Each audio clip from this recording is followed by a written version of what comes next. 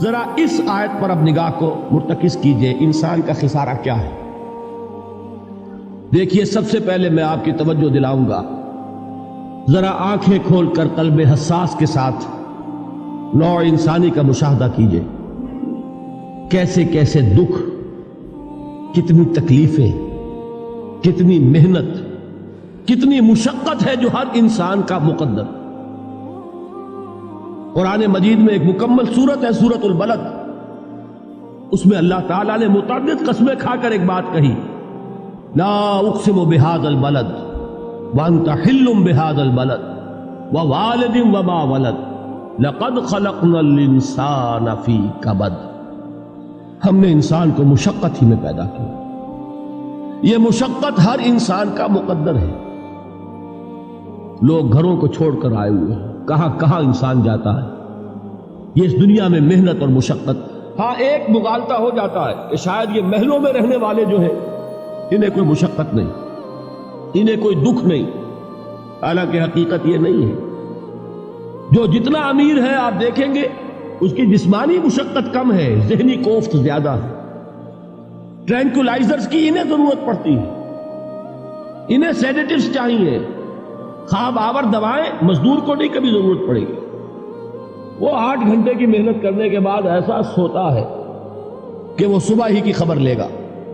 اور یہ وہ لوگ ہیں کہ جن کو ہپنوٹکس، خواب آور دوائیاں، سیڈیٹیوز، مسکن ادویات، یہ سارا لیبلیم اور یہ ویلیم اور یہ فلاں اور یہ فلاں، یہ کت کے ہاں جاتے ہیں؟ ذہنی سکون اور اطمینان انسان کو حاصل نہیں۔ کسی کی جسمانی مشقت ہے، کسی کی ذہنی مشقت۔ میں آپ کو یاد دلانا چاہتا ہوں مہاتما گوتم بدھ کا معاملہ۔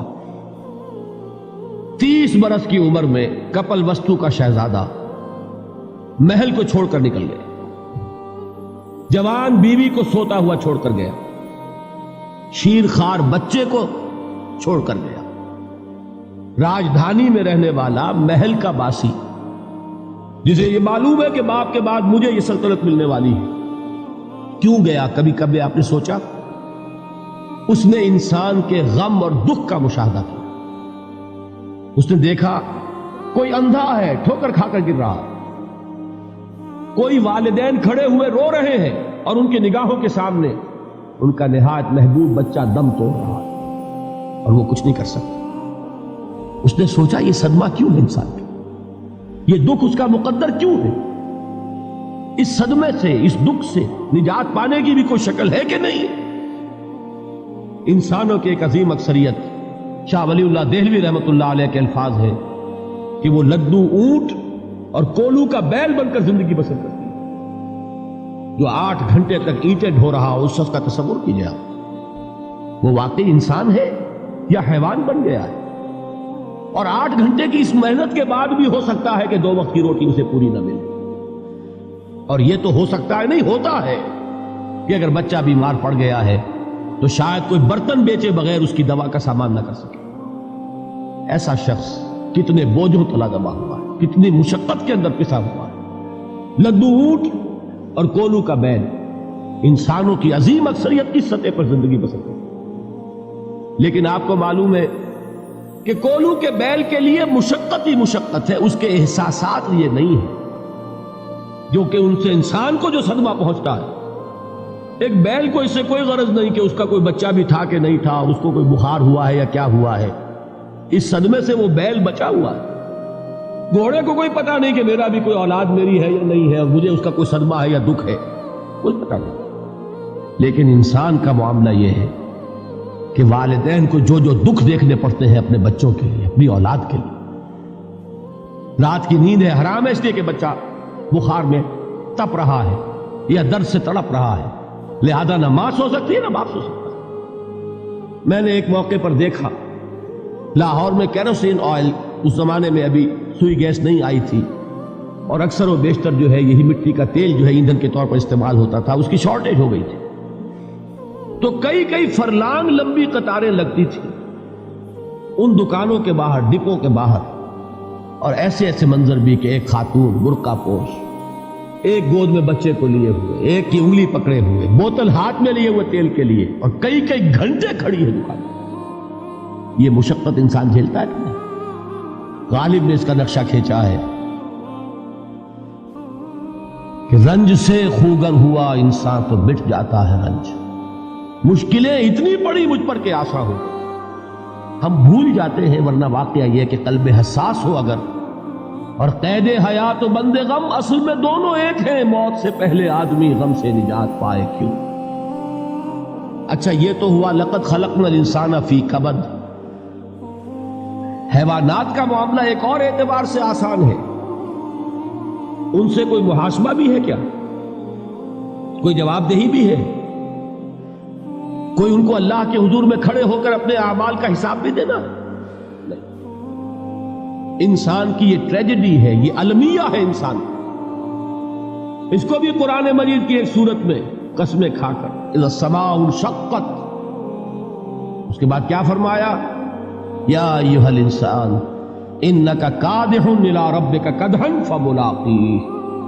اے انسان تیرا المیہ، تیری ٹریجڈی اس سے کہیں بڑھ کر ہے. تجھے صدمے پر صدمے جھیلتے ہوئے، مشقت پر مشقت برداشت کرتے ہوئے ایک روز اپنے رب کے حضور میں بھی کھڑا ہوگا، جواب دہی بھی کرنی.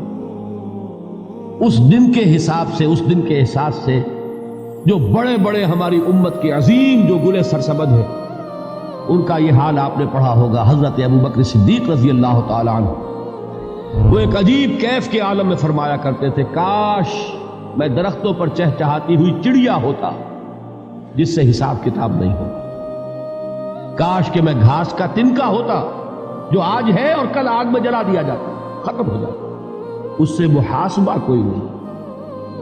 وہ جس کے احساس سے کہ حضرت عمر جو ہے اپنے انتقال کے وقت سخت بے چین تھے.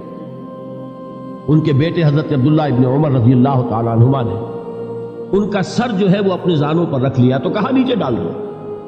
ایک عجیب بے کلی اور بے چینی. انہوں نے کہا ابا جان آپ کیوں پریشان ہیں؟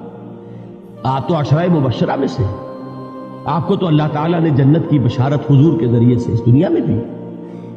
حضرت عمر فرماتے ہیں کہ خدا کی قسم اگر قیامت کے دن عمر برابر سرابر پر چھوٹ گیا تو بہت بڑی کامیابی تصور.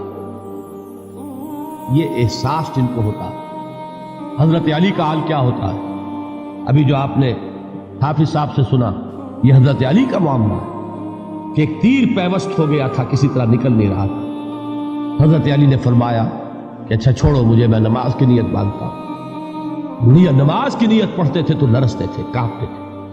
کس کے سامنے کھڑا ہوں اور کس کے سامنے مجھے ایک دن جواب دہی کے لیے کھڑا ہونا ہوگا. لن تزولا قدم ابن آدم، حضور نے خبر دی ہے ابن آدم کے قدم ہل نہیں سکیں گے. جیسے مجرم کھڑا ہوتا ہے کٹہرے کے اندر، اس کٹہرے میں سے ہل نہیں سکو گے حتی یسأل عن خمس، جب تک کہ 5 چیزوں کا حساب نہ لے لیا جائے. وہ 5 چیزیں کیا ہے؟ کان کھول کر سنیے.